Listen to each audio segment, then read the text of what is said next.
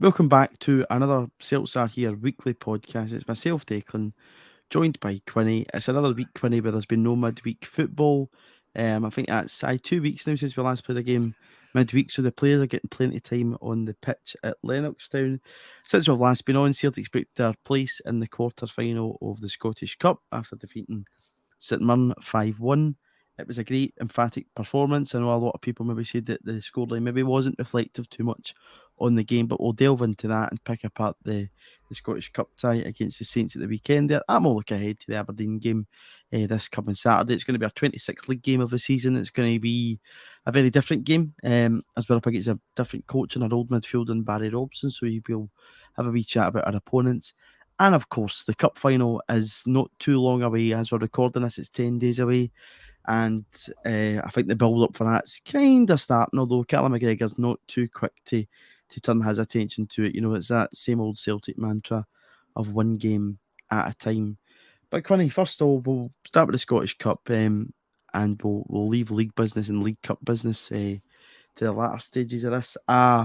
Strong performance, firstly, off the bat, to ask you. Were you surprised at how strong the team was getting into the game?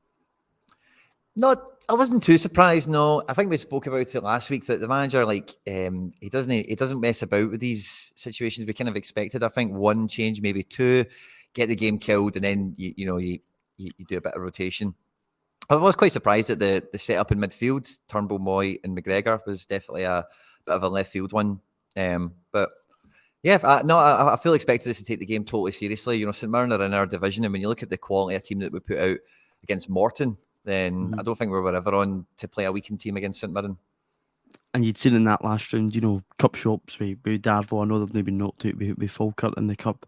That Totally. on any given day, cup competition can cause shocks. You'll see that again at the weekend. The Rafe Rovers putting out Motherwell. I know that became the end of Stevie Hamill. But, you know, as you say, the manager doesn't like to tinker too much at this point in time. I think a big part of that has been playing one game a week. Had you maybe had a midweek fixture, you'd have maybe seen a wee bit more rotation, but I don't think he feels as if he's got a need to do that. Just let's kick off with that midfield trio, because it was something, as you said, that was a bit left field. We're so used to seeing Reo Hatate appear in a Celtic midfield alongside Callum McGregor whenever he's not there.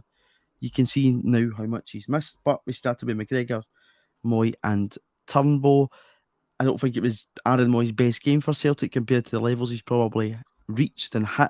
Although that said, he assists for the first goal. But I think we'll pay particular attention in terms of David Turnbull. He was a guy probably at the starting 11, Quinny, that had been, you know, given a chance to come in, start the game and impress. I think that was probably well deserved off the back of his goals coming from the bench. That had been most recently 6 days previous at McDiarmid Park against St Johnstone. But for me, coming in, David Turnbull, you know, didn't do a lot to kind of be saying to the manager, I really need to be in your thoughts at this point in time. Yeah, and I think even chapping at the door, you know, his appearances off the bench have definitely warranted him getting some sort of start. I thought if we were going to see a midfield rotation, we'd have probably seen O'Reilly come in for Moy perhaps or something like that, you know, because yeah, I think Moy seems to be like a weekend player sometimes in some of the way when we've had the midweek fixtures, for example. So just with it being a cup game as well, I know it's not midweek, but I thought maybe that kind of principle might have come into it. But yeah, I don't think Turnbull will feel too great with his shown overall, because I think in that midfield, particularly with the form that Hatate gets into and the form that he showed when he came off the bench, like you need to be affecting the result if you're playing in that position in our midfield now. So yeah, it was a bit of a left field one, as it were, and yeah, a wee bit. I don't know if gutted is the word, you know, but I'd like to have seen Turnbull, you know, start the game, get a really good 20 minutes, 30 minutes in the match where he gets a goal or makes a couple of chances, gets an assist on the board for himself or something, you know. Because the competition in the team, I think, is such a valuable part of the form that we've got, you know. Mm-hmm. Yeah, but we've got a big squad. We've got a strong squad, particularly that midfield. It's very hard to break into. I know that's the same with the forward three positions. But you know, for me, Quinny, we'd spoken on here last week about John Kennedy coming out and saying, you know, whether you're on the park for 5 minutes or 45 minutes, you've got a real chance to impress. David Turnbull had been given that chance in the game and didn't cover himself in too much glory, although it's not as if you're just going to draw the line and say, "Oh, that's him. He's not going to make it this season." In terms of Celtic, he'll still be wanting to be involved from the bench. And again, I wouldn't be surprised if he comes on against Aberdeen at the weekend and scores another goal. It's just the type of player that David Turnbull is. But Totally. contrasting fortunes for Matt O'Reilly, as you say, you expected maybe O'Reilly to come in there for Aaron Moy, maybe to provide a wee bit more legs to that midfield. We know that David Turnbull's not the quickest player in the world, but contrasting fortunes in the sense that Matt O'Reilly comes on all season without a goal, and the big man picks out an absolute cracking goal in the 90th minute. Yeah, it was absolute belter. It's great to see him finally. That's his first goal of the season, I think, isn't it? Yep, in all So competitions. yeah, so wild that that's the state of O'Reilly's season from that perspective at middle of February. But great to see it. Now you seen the relief on his face when he put the ball in the net. He's like, oh, finally got it. So I wouldn't be surprised if we see O'Reilly go on a mad tear now, because like we've seen that all across football time and again, where it's punches and bunches, getting into a bit of form and making things happen. And O'Reilly's been playing well, and like we've mentioned on the podcast a bunch of times, like he has had to fill in different roles for prolonged periods of time. And our team's very much, it feels like for a lot of the players, a rhythm-based system. You get into your tempo, you find your spots, you take your shots, things are going your way, you're in the team all the time. And O'Reilly's not really had that, which I think's kind of added into or allowed that kind of Moy emergence that we've had. But O'Reilly getting that goal, like I was saying there, with Turnbull disappointed to not see him keep that pressure on. I think that Moy O'Reilly competition is like going to be really exciting over the next couple of days with some big matches coming up. Yeah, it's right up there in terms of that rhythm-based system, as you say, Quinny. You wouldn't be surprised if O'Reilly starts to, really kind of accelerate in terms of goals. It says a lot about him though as a midfielder. I think he's Celtic's top assists in the league this season, so he certainly played his part for anybody that talks about that dip in form. I know he's not contributed as much in terms of goals, but he's certainly given a big part this season, Matt O'Reilly. And it'll be interesting to see what happens. Of course, as I mentioned, it's Aberdeen before Rangers in that Viaplay Cup final. The Aberdeen game, I think, is going to give some kind of indication of what team plays the week after it. But we know that Hatate, O'Reilly, and McGregor like to play against Rangers. It was the midfield that completely dominated them in the 3-0 game last February. And just looking at it, I wouldn't be too surprised if that's what it returned to, because I don't think, if I'm right in saying that Aaron Moy started the game at Ibrox in the 2 each game, so he's not really had a crack against Rangers yet. Aaron Moy, I know you're going to check that one up. That was due to the virus, I think, that Fred spread through the team, even though he'd been in good form. I remember him playing really well at Easter Road a few days prior to that. I think he scored. So, be interested to see if that's the midfield that manager maybe picks against Rangers. But again, as you say, the competition is so close and good between O'Reilly and Moy that you're pretty much happy to go with either or, and probably confident in the sense that you went with either or against Aberdeen or Rangers.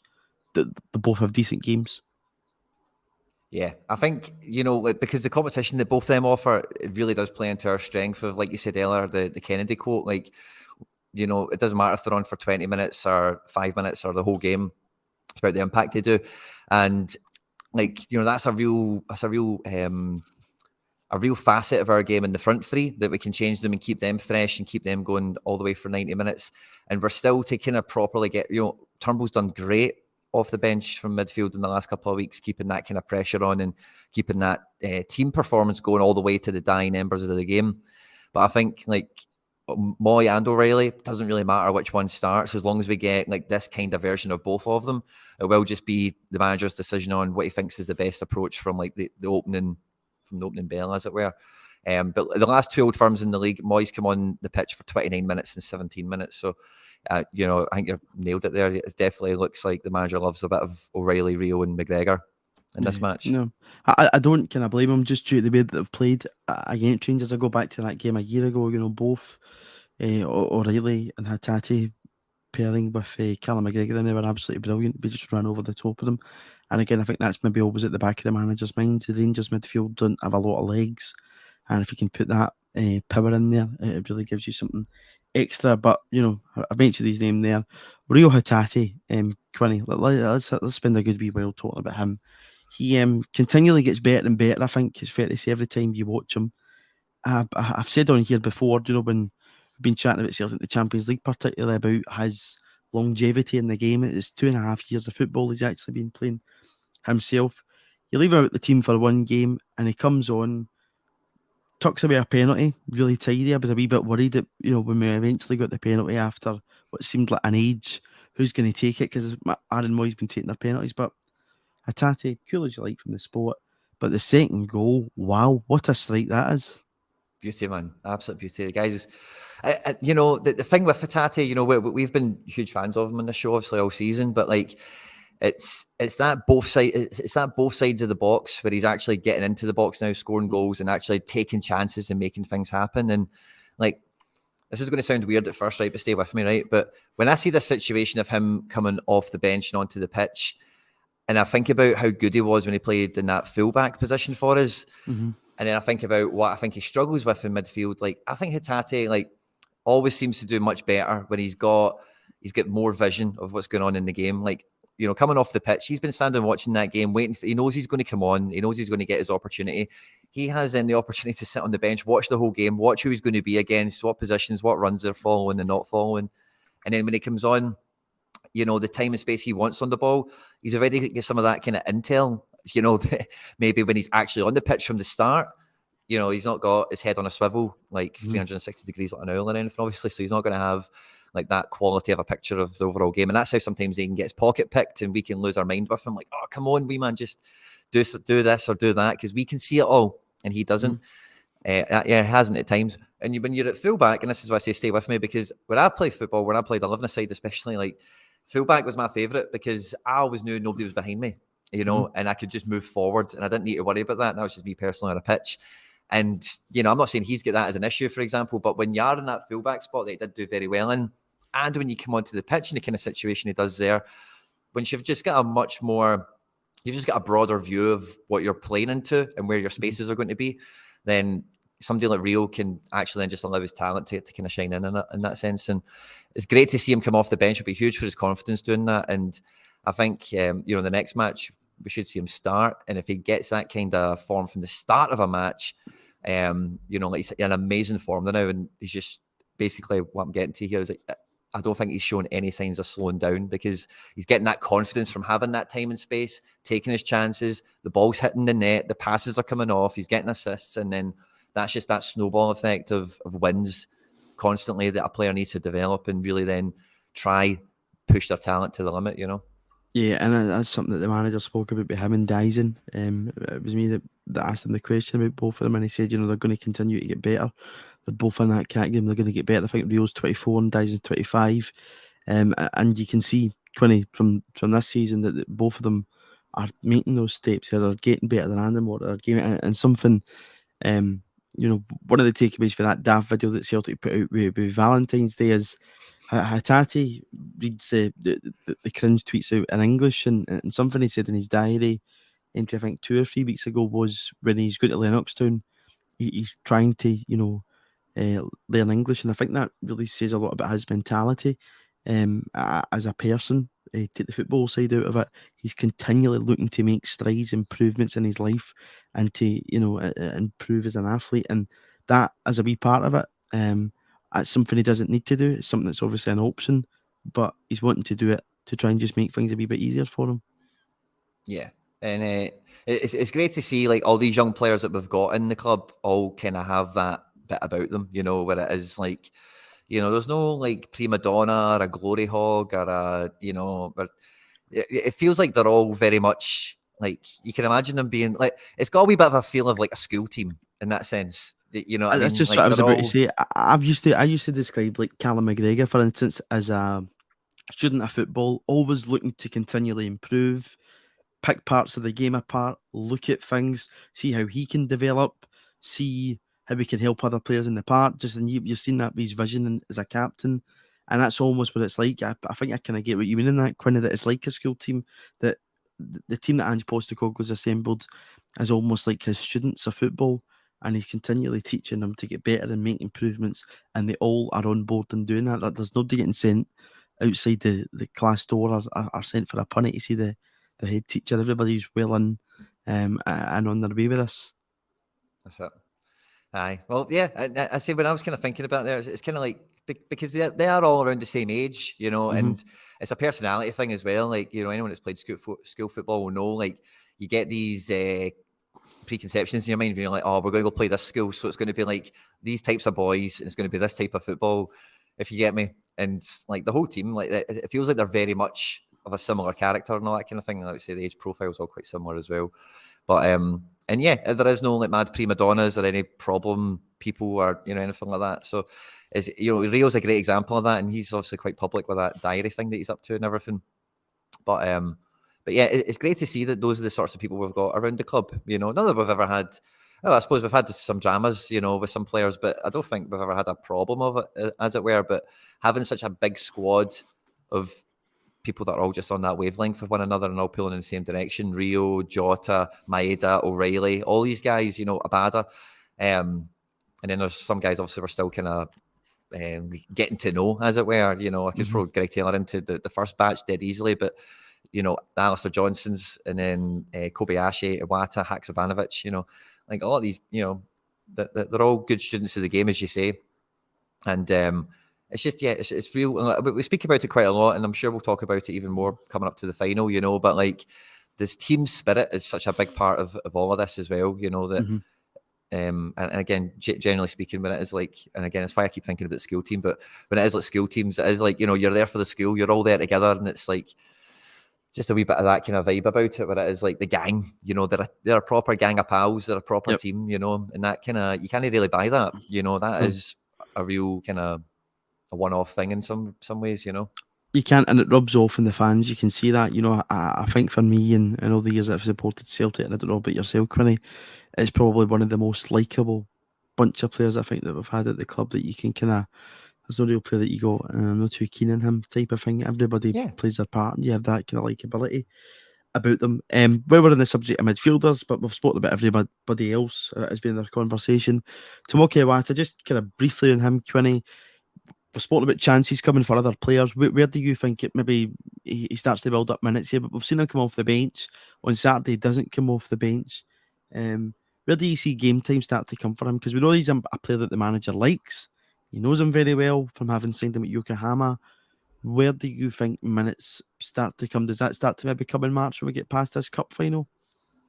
Yeah, that's probably not too bad a shout. I think the problem with Iwata, right? Or not the problem, it's probably the wrong word, but I heard him saying recently, he was quoted somewhere as saying like, oh, I'm learning so much since I've been here, and the guys are great with getting me up to speed with all the things I don't know. J-League Player of the Year, great player and all the rest of it, but all these comments are all quite humble and quite like, I'm a bit away from everyone else.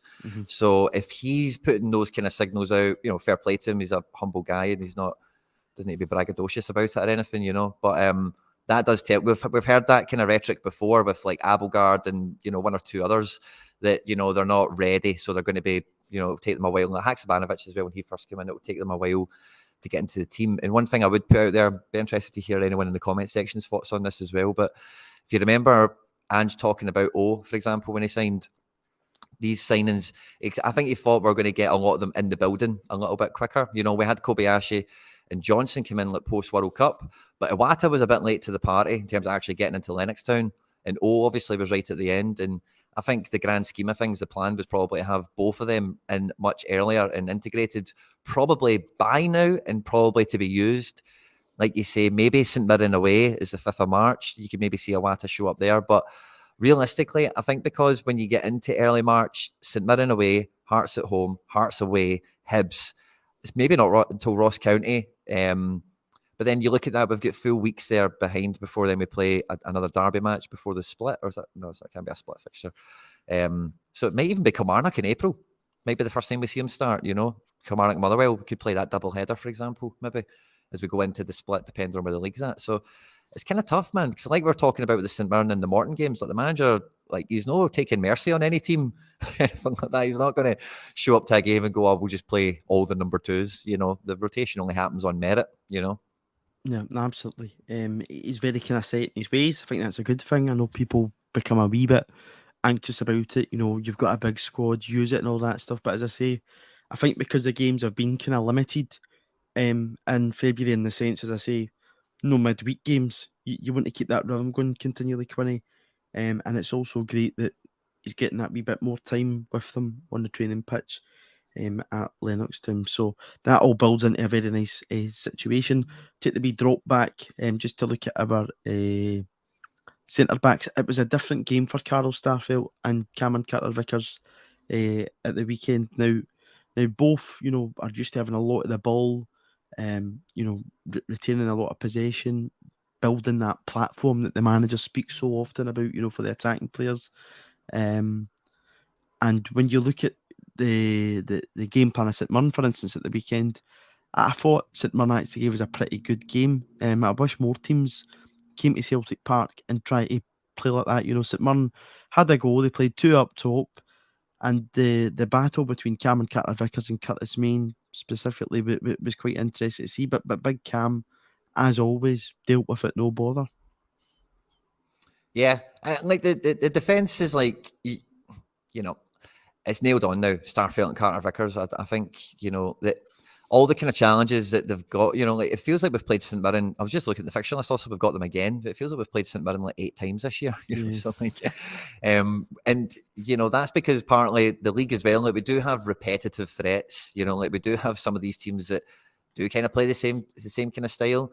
There's been a bit of a managerial merry-go-round. I'm not sure if we've played the same manager at 2 different teams yet this season, but I'm not sure if we could rule that out maybe happening somehow somewhere across the season. But yeah, so like I think the guys are like they should be up to speed with the kind of challenges that are up there, and to not get the clean sheet will probably be of great annoyance again to the defense, even though it's circumstances or whatever, but the clean sheets are the most important thing when they go back in, and we're on a great run of clean sheets. That's the main thing I'm kind of looking at, thinking about the defense. I think that was at least 5 or 6 games there on the trot. Yeah, six games without conceding, which is a pity.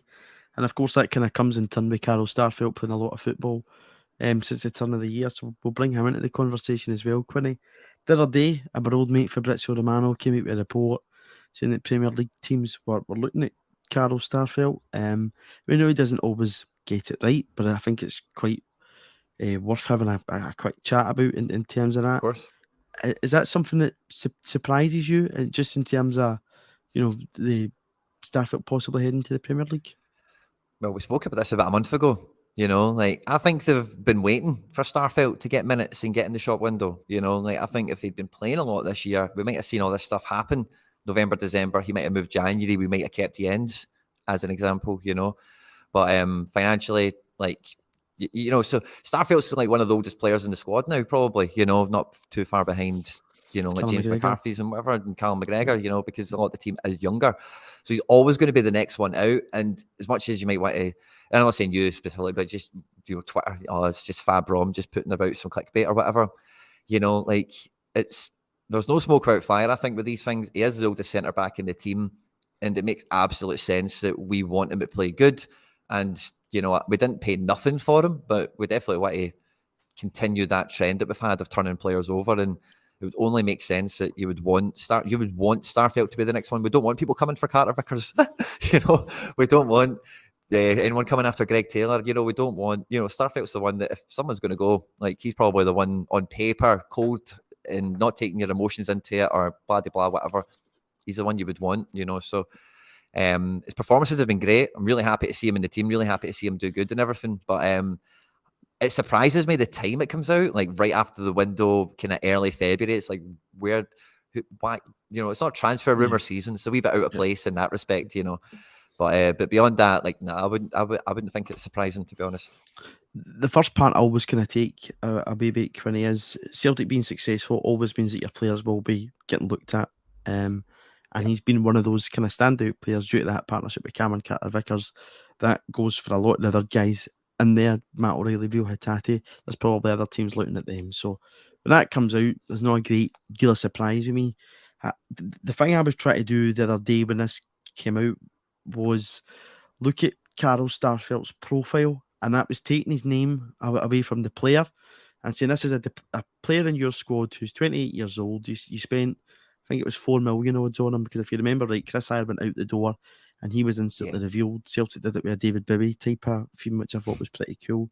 So you've got a 28-year-old, you paid 4 million for him, you operate under a business model, And, although for us as football fans, our only concern is our team in the park, you still need to understand the way that Celtic operate and the thinking that's going to be behind the scenes. That frustrates us a lot.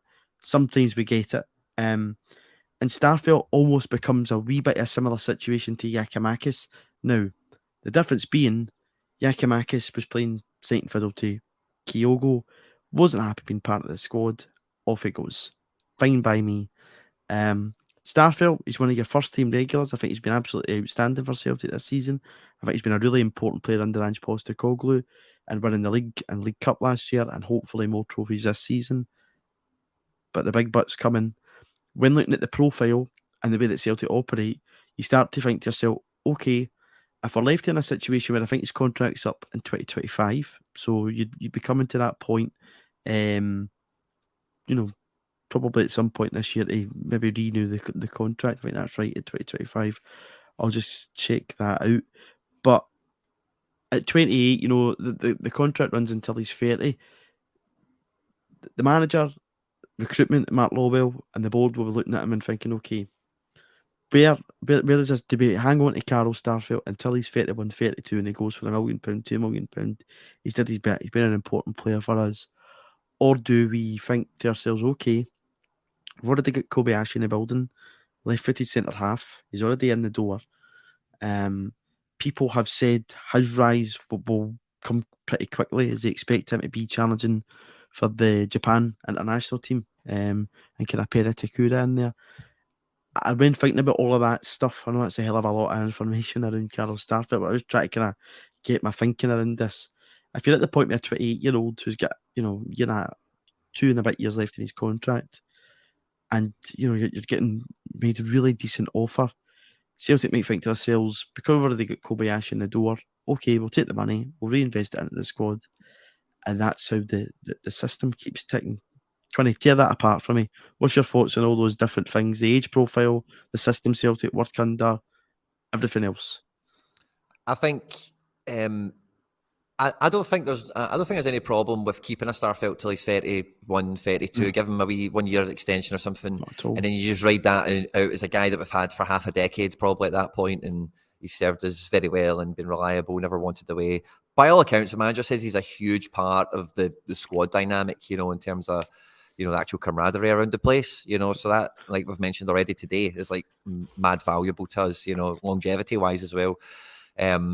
He's 27, by the way. I'll correct myself on that. He's 27. He'll be 28 come June time. So my apologies. He's 27 at this point in time. Same age as Juranovic when he departed.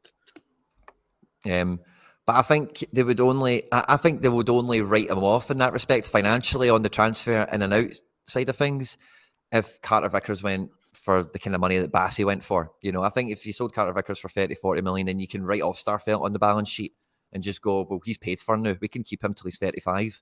Doesn't matter, because we've just megged out on this. So, but I don't. Again, like I said, we don't want that to happen. We don't want it. We want to keep Vickers for another couple of Champions League campaigns. I think keep him forever. Keep him forever if we could. We'll see how it goes, because it's hard. It's hard to hide talent. It really is. But I think that's the only way you write off Starfelt, is if something else in the balance just totally made it financially balanced, player trade and all that stuff, made it. That something else had washed its face deal-wise, if that makes sense. So I don't think they would write it off. I think they would probably entertain that at the right wages. But again, we brought him in from Ruben as well, so he won't be on small money. He replaced Dyer, like you say, it was a $4 million transfer. Again, the guy's not going to be on pocket change. That contract, he's not, probably a similar situation at Giakoumakis. He's not going to be taking a pay cut. He's probably going to expect an increase. Are we going to give a guy an increase at that age, at that time? That's another thing. So we would need a big bag of money show up for the defence in and out situation. I know we've done really well with Juranovic and Alistair Johnson so far to this point, but yeah, so I think that's the only way that would really happen. Otherwise, yeah, just want to keep him, because I think about how good he did filling in for Carter Vickers about a month ago. Yeah, he played really well with Kobayashi. Brilliant. Yeah. One of the best games I've seen him play. So, like, when I think about that, I'm like, well, if Vickers left, man, you'd want Starfelt in there. Mm-hmm. Yeah, he'd be a brilliant replacement. Not a replacement as such, but like on the side of the pitch, and Yuki came into the left, like you mentioned. So I think it's kind of, he's been one of these players who's divided opinion. And I've always been one that's said on the side of pretty much like now. I think he's been a decent player since he came in for Celtic. And right away, people say, he's playing beside Cameron Carter-Vickers, so that, right away, he's going to benefit. But, it is interesting. I think there needs to be a kind of balanced way up, as you see, Quinny, depending on the situation that you've got, and how you invest money into your team. But again, Celtic's in a very strong position. They don't need to. We're not in a position where we need to sell a player. It's just about how the player trading model continues to evolve and work. And if that conversation, Mark Lowell and Mark Lowell and Ange Postecoglou sit down and say, right, okay, we've already got Kobayashi in the door. We're getting offered really good money here. We could reinvest it into somebody at £3 million who's a bit of a younger age profile. You see that with Johnston and O, possibly you could say that two guys at 27 and 28 depart, and you replace them with a 21-year-old. And I think Alistair Johnston's 24. So you maybe, really interesting to see, how that would pan out. But as I say, I'm a big Carl Starfelt fan. I think he'll have a really important role towards the end of the season. I'm not keen for us to sell any of our players. I just think it was one that was worth having a chat about and seeing kind of where Celtic sat in this, because it kind of lets us build a picture of where Celtic are operating at as a team. But again, as you're looking towards another Champions League campaign, hopefully, you don't want to be selling your best players unless you've got an able replacement. And, I think it's probably fair to say we've not seen enough of Kobayashi to say he will be that player. But I think a lot of us are already thinking that. But what you get with Carl Starfelt, and it's a shame really for him. I think he only played one Champions League game for Celtic last season, which was the hammering in the Bernabeu. So, the last game, he just made it back for it. He might bet he wishes he had done his knee or something the week before it. But we'll see what happens. As I say, good player. I think he's an important player, and I'm happy enough to have him in around the place at this point in time. Just last on him, Quinny. If you're putting a price tag on him, because it's something that we don't do too often, what do you think? I'm saying between 10 and 15 million for Carl Starfelt. What you saying to it? Oh, that's steep. No? I don't think that's what I'm saying. You think so? I'd love it. No, I don't know. It depends who's after him. Again, we kind of had a similar kind of viewpoint on Juranovic. Like, it's kind of like, who's going to buy him? And then it's, well, did they spend 10 million quid on Starfelt? Yeah or no? Did they spend it? So, I think, if it goes to a bottom half Premier League team, 10 to 12 million, we could probably get that on Premier League tax. But if it goes anywhere else, I think if we double our money on him, if he goes to Europe, if he went to Spain or Italy or something like that, France maybe, if we doubled our money, it'd be a masterstroke, I think. Get about 7 or 8 million, I think that'd be a brilliant deal. But I think, unless he goes to the Prem, I don't think we get double digits for him. Just with his age, he's not like an out-and-out international also as well. Like similar to Juranovic in the sense that he's like a kind of later to bloom. But he's not got the international credentials that Juranovic has, No, so true.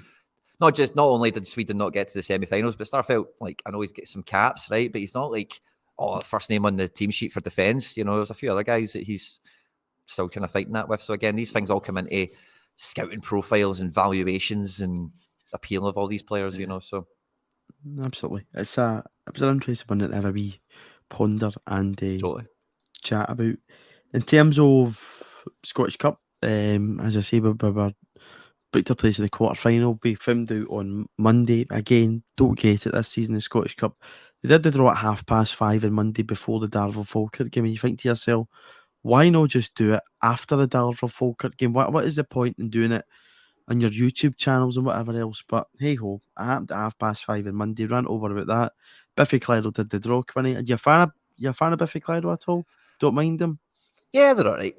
Give or take. And we got Hearts away. Probably one of the toughest draws in the cup. But again, if you want to win the cup, you need to beat whatever's in front of you. The only big positive about that game, Quinny, is going to be that Celtic fans get the whole of the Roseburn stand, which in recent times has been cut to, I think it was 1,300. That was the last game we won 4-3 and Greg Taylor scored the winner. And I think there was about 1,300 fans there. It's going to be good to get that full Roseburn stand back again, isn't it? It should be a great Hearts in the Scottish Cup is Hearts is the first Scottish Cup game I went to. It was at Celtic Park. Okay. So I think Hearts in the Cup is always always a good fixture for Celtic, So especially if we're going to get more fans into Tynecastle. could be a real spicy one, you know. And you touched on it there yourself, you know. But like in all these runs, you know, you do want it to be a game, especially the team we've got and how deep it is. You want them to be pushed to the limit. You want them to have the toughest games every week, and we still see them, you know, delivering. That's the kind of position we're at now. It's not like years gone by, but it's like, oh, do you know what? I would take a wee dodgy cup draw now just to get us by a week because fixtures are piling up in the league and points are this and whatever. But now it's like, bring them on, like get them all. You know, we'll take. I was even chatting to people. I heard other people saying it on our content also as well. But I'd have taken Rangers in this round, no problem at all. Like, Yeah, so bring it. You know, like I think that one of my pals, he absolutely hates playing Rangers at Hampden, right? Hates it. same. I understand why for the ticket purposes and the nervousness that it can bring with you. And I agree. See if we'd have got Rangers at home at Celtic Park, I'd have been quite happy with it. As I say, if you're wanting to win the cup, you play whoever's in front of you. And whether it was Rangers, whether it was Raith Rovers, I don't really mind. But that's a big benefit about this. I'm glad that there's going to be a good Celtic support in the Roseburn. It's came out while we were on air that the game is going to be the Saturday early kickoff, 12:15. A lot of people had hoped, Quinny, because Celtic seem to be flavour of the month for the old nighttime Saturday kickoffs. But we're 12:15 on the Saturday. What's your thoughts on that? Probably, maybe you talk about it being spicy there. I think Under the Lights maybe has that nice wee special feel to it, but 12:15, absolutely fine. What's going to be interesting though, and I want to bring this into the conversation, get your thoughts on it, is we're going to play Hearts on the Wednesday night at Celtic Park, the 8th of March. Then we're going to play them 3 days later at Tynecastle on the Saturday at 12:15. So it's 2 games against Hearts. What's your take on that? Because I always find it interesting when you play teams so quickly after each other. For our sake, we've got a big enough squad that you could practically, if you wanted to change a full team and play 2 different kind of hybrid teams against us, Hearts aren't going to have that advantage. No, totally. And Hearts, we've seen them early season when they had European commitments as well. Like Hearts do have a poor start to the season. They did, but they do have like, and I know they've not got all their people coming back from injury, but they do. Outside of Glasgow, they do have the best squad. You know, like they do have like a decent, like they're up to maybe about 14 players, 15 players that are like, you know, first team capable for Hearts. You know, so yeah, I think that some of the older, I'm thinking about Snodgrass. I don't know if Snodgrass will see him play Celtic twice in 3 days, 90 minutes, especially. Maybe he starts both. He's been a big player in the middle, but again, like I think you're quite right. Like if with some of the injuries that they've got, maybe some bangs and some knocks and some pulls come their way as well.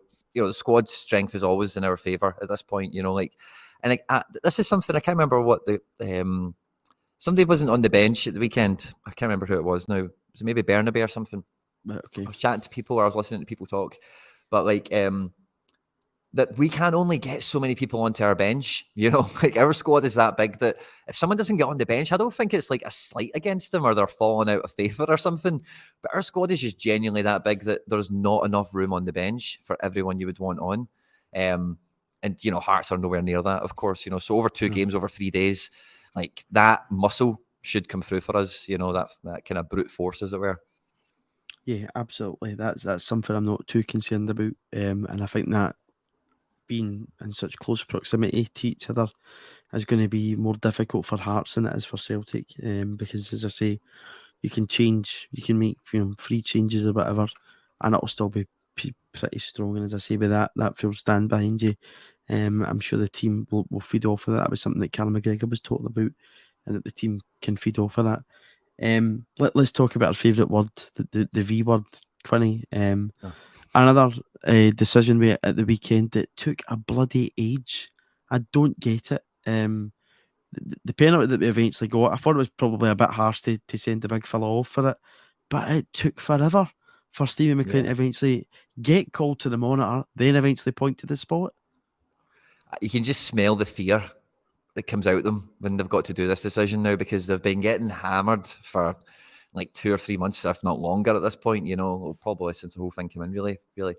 But so when there is a VAR decision, like the time is frustrating, but you can just smell the panic coming out of them, like, crap, what is it? And there's actually some high profile gaffes in the English Premier League this week, you know, and the pressure's on VAR in a big way all across football at the moment, you know, and like we've mentioned before, like, you know, our refs are not doing a good job with it at the best of times anyway, and with the extra scrutiny that's coming on it from Celtic fans, from all Scottish football fans, and from now kind of all football fans, just with it happening in the kind of the most televised leagues now in recent weeks as well, it just smells of panic, and they're just absolutely crapping it to make the wrong decision now. So I think the time thing's mega frustrating. And did they even get the right decision in the end? Like you say, the red cards, you could probably talk about that. And again, VAR, I think when most of the time, the problem with VAR, 99% of the time for me is it's always been held out as this will help solve clear and obvious errors.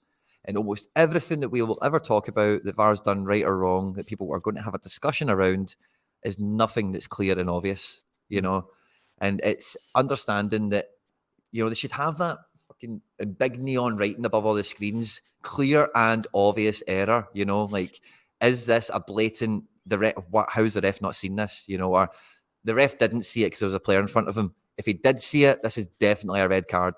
That's the kind of stuff that's meant to, come in and solve, because no one wants to come away from football cheated. No one wants to come away from football thinking that, like they've been done out of it. Like goal line technology has been fantastic because that's a black and white, it's a goal or it's not. And VAR should be doing that for fouls, handballs, the stuff that isn't a line on the pitch you can put some sensors against in the ball and whatever, and then do it mechanically.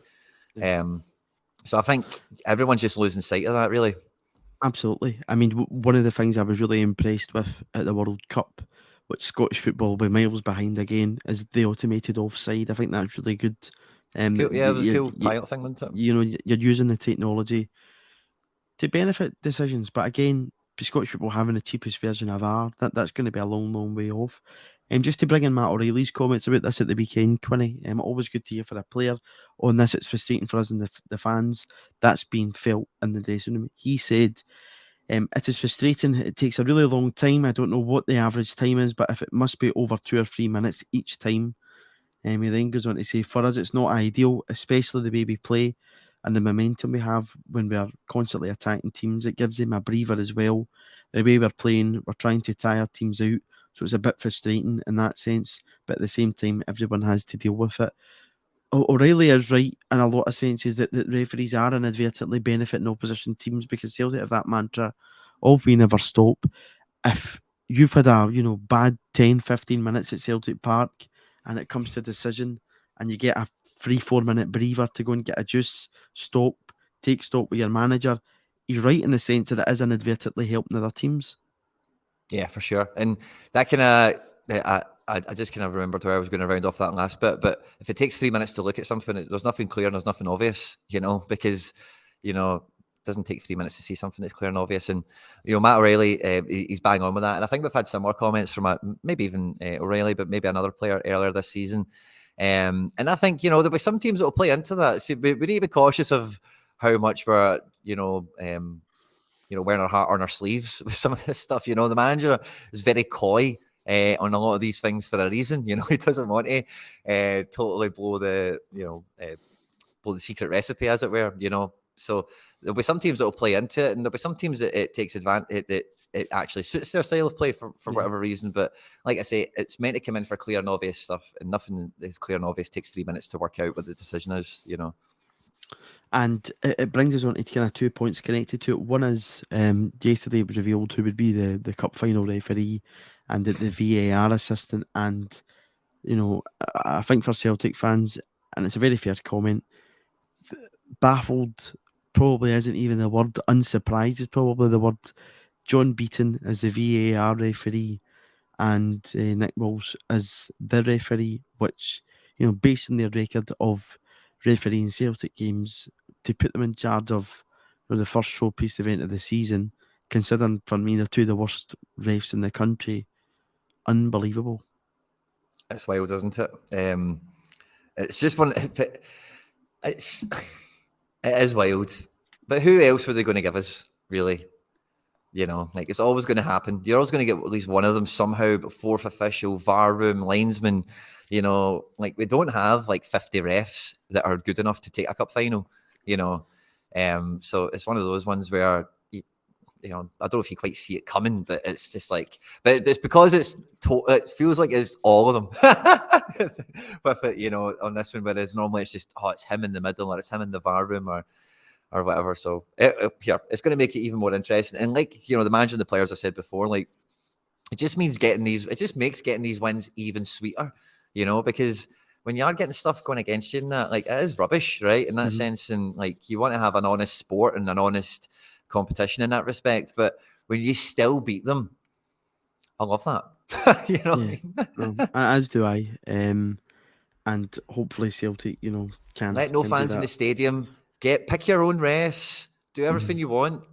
We'll still go and we'll still beat you. No problem. Like, let's hope that we're okay on the day. And again, unlike the other derby game, it's not VAR that comes out on top, but it likely will be. If we go back to the last derby game, I think it was Beaton that was in charge of that one, who missed. It was Beaton actually, Quinny. I think that's probably the most baffling thing that I take all this. And if you remember right, I think that'll remain with me for a long time.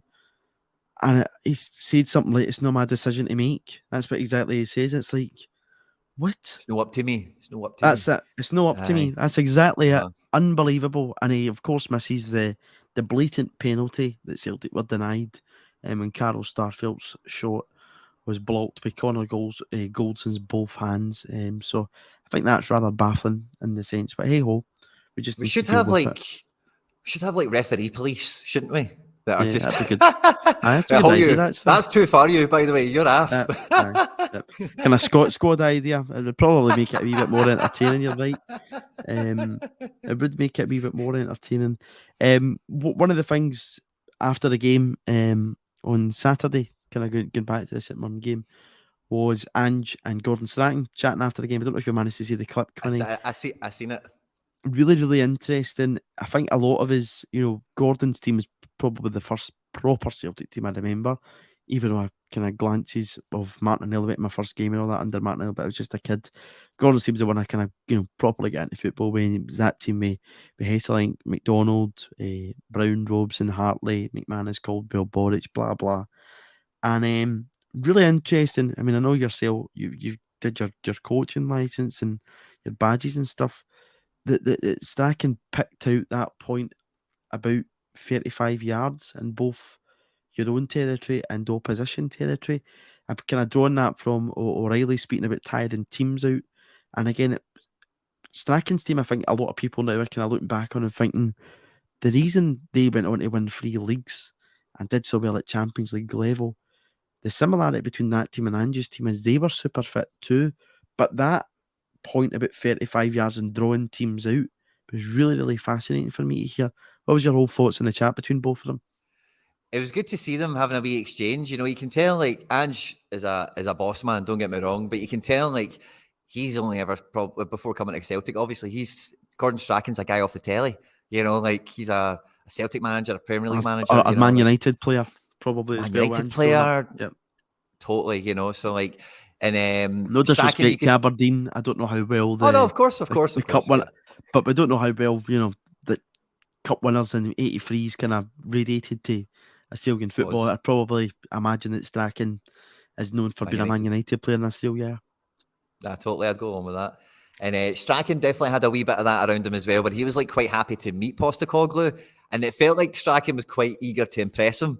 Like he wanted to. It felt like Strachan was like, let's have some coaches chat. Let me talk to you about some stuff, and you talk to me about some stuff, and sound a bit like Kevin Bridges there doing that, by the way, Quinny. Talk to you, you talk to me, Big Chris Awella was standing not too far off. Big Chris Awella was standing like, what do I say here, Even though I think the big man's all right, but by the way, I thought that was a touch of class as well. Like Ange, and this is just a wee tiny thing, it's probably nothing, but Ange called him Chris, like he pure like Chris Ubalumu, right, is one of these guys. Maybe some of you would know him, maybe you'd recognise him, right? But he's not like a mad bit. It's a proper respect thing, I think. I heard the manager saying he like said something, he called him Chris and all that. It's like, oh, that's nice, like he's proper, like engaging with these people in that sense, like he's and But yeah, I know. I just really enjoyed that whole bit with Ange, and so I kind of forgot what my main thought about that was. But when you said that Ubalumo, I just remember him saying that, and it impressed me. Yeah. You're also talking about Gordon. Kind of, you thought was maybe a wee bit eager to impress Ange, and while have coached that with you type of thing you were saying about. Yeah, because like Strachan's obviously been on and achieved a lot with Celtic and like getting to the knockout rounds of the Champions League and like say league titles and all that kind of stuff.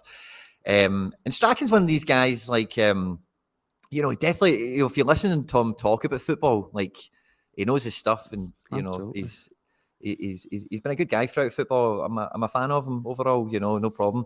And I found it quite funny as well. They got a wee Gavin Strachan joke in between them as well, which then made me think, they've probably actually met a couple of times, in that Yeah. respect, But it was that whole like on camera, coach buddies and all that kind of stuff. Aye. Celtic managers past and present was nice.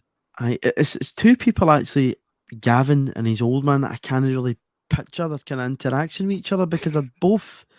I think Gavin's quite placid in the way he comes across there, and it'd be kind of great to know him during that COVID season.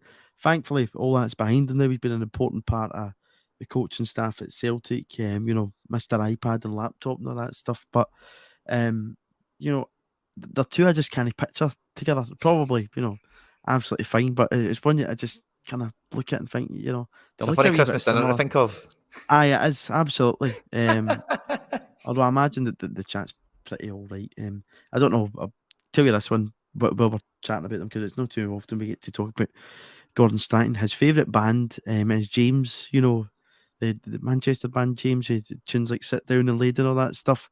You know the tune, Quinny. What would you come off? If you're going to listen to it, you say, "I'll know that," and that came about when he was at Leeds United. And his mates with the band, which is kind of a wee bit bizarre, but it's fun at the same time.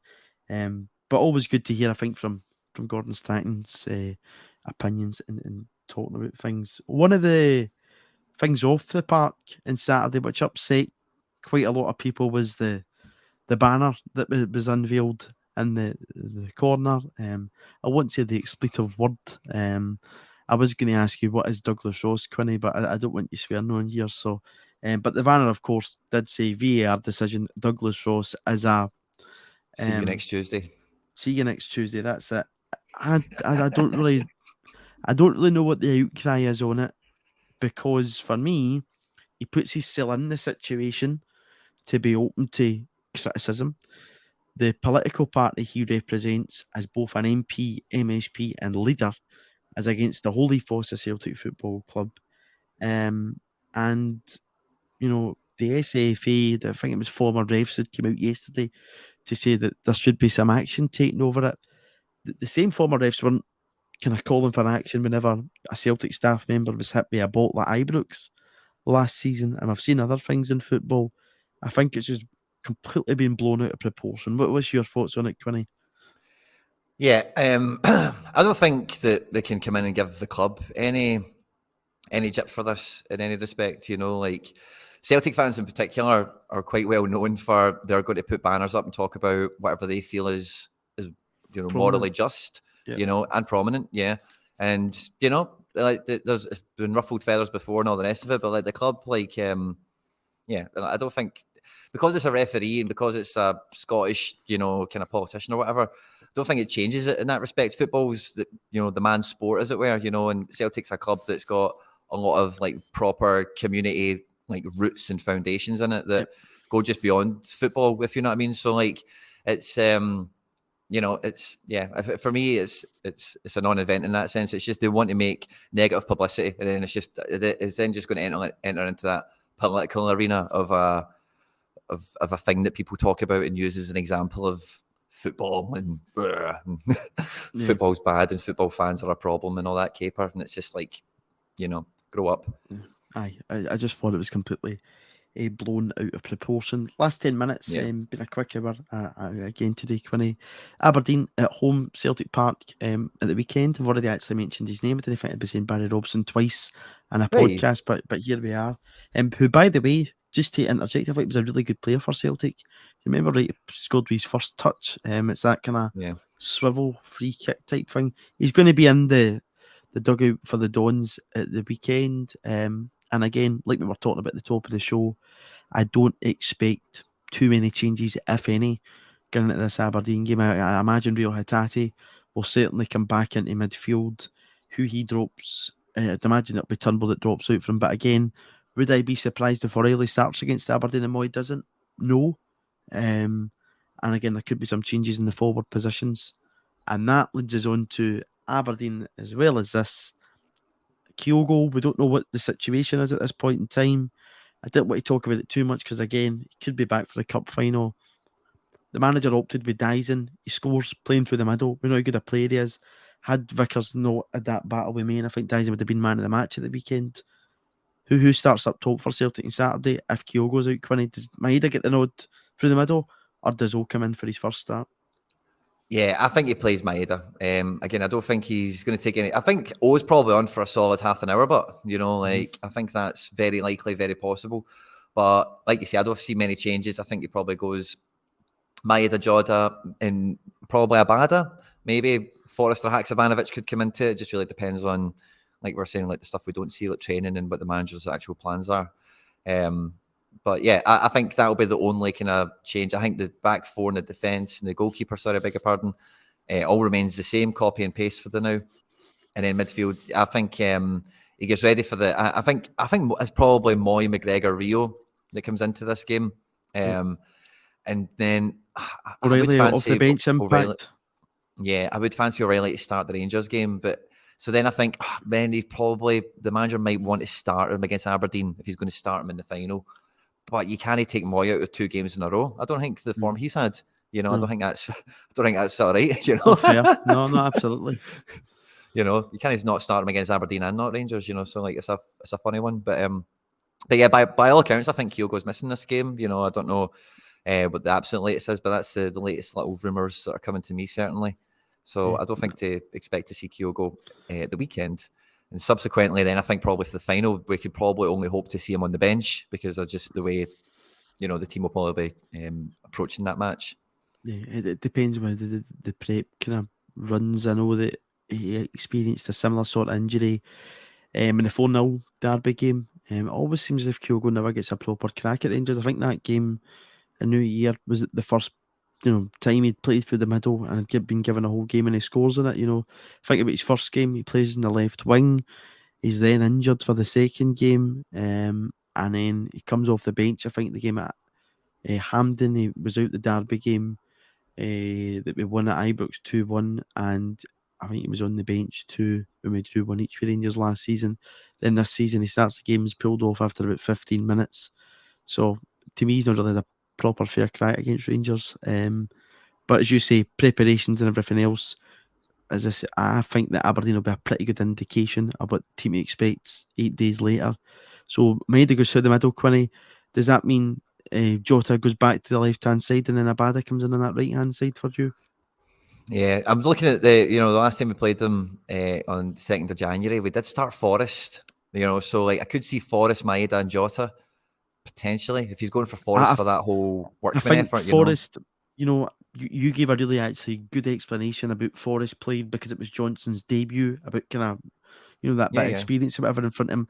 I still think that due to that virus that ran through our dressing room at that point in time, he'd have been nowhere near the team. That's no disrespect to James Forrest. I just think being a squad player, they are not the games that you're probably looking for James Forrest. And it's a more general kind of I don't want to call it a mundane league fixture, but you know what I mean. A game like Aberdeen and Saturday would be the kind of game I'd likely expect to see James Forrest play for Celtic. Not this. But it's going to do him the world of good to get that goal at the weekend. And if he plays, you say solid half an hour and he gets a couple of goals, the manager's then gets something to really think about, doesn't he? Yeah, and he's not been shy with debuting people in the derby match either. We've seen that with Alistair Johnson, and I think last season we definitely seen it with 1 or 2 of the guys. Maybe even Juranovic. No, maybe not. Sorry, excuse me there. But so I wouldn't surprise me. Yeah, he came in for a derby. Yep, that's right. He played his first game for Celtic at left back. Juranovic. Was it? That big game? Yeah. I thought I didn't remember that rightly. No. So it wouldn't surprise me if O comes off the bench, bags 1 or 2, and the manager thinks, do you know what? Let's go Dyson, O, and Jota and give him a bit of a surprise because he doesn't mind putting the cat amongst the pigeons. Like, and we're not like going to know how to defend that, and that's it. Yeah, and because he's made so few appearances so far, I think it gives Rangers defenders something to kind of worry about because they know that Maeda's always going to look for that space inside. So it's about halting that.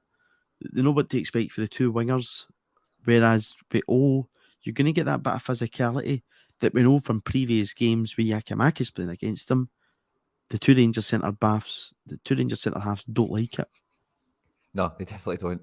And I think again, that's why I pulled up the team from the last game, but because like I think they're going to come into this in here. By the way, I know we don't really talk about them too much here, and mainly Aberdeen we're thinking about the weekend. I'll be going to the game, by the way, so if anyone Good sees man. me, feel free to come and say hi and all that fun stuff. But I think for the Rangers game, like last time we played them, we did start Forest. We lost Taylor 20 minutes into the game.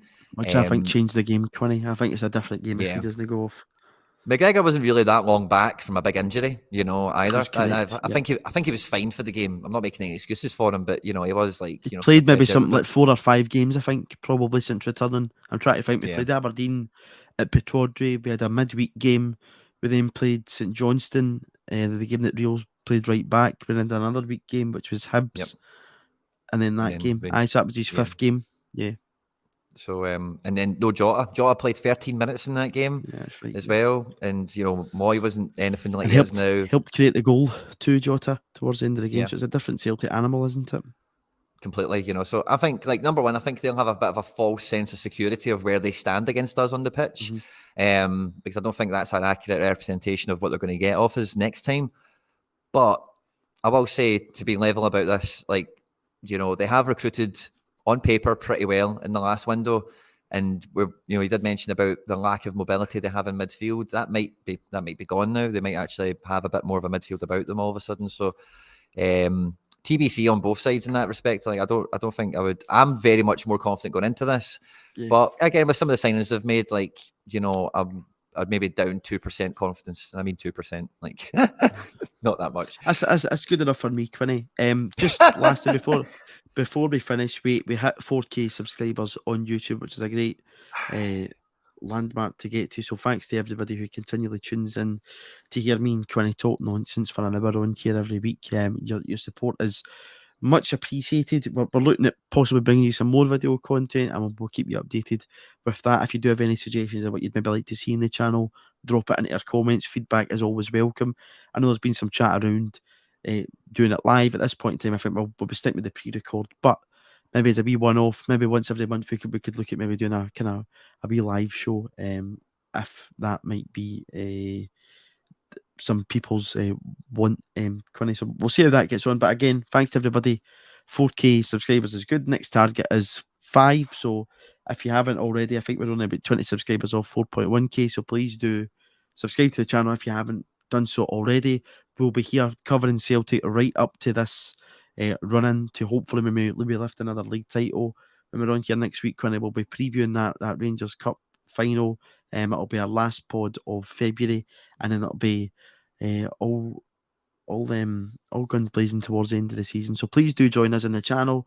Of course, continue to read the content on the site. And as I say, any suggestions, fire it in. Always welcome the feedback. Quinny, pleasure as always. We'll hit 26 league games at the Saturday. Hopefully it's another Celtic win. 9 points clear at the top of the table. Continues, and we'll see you all next week.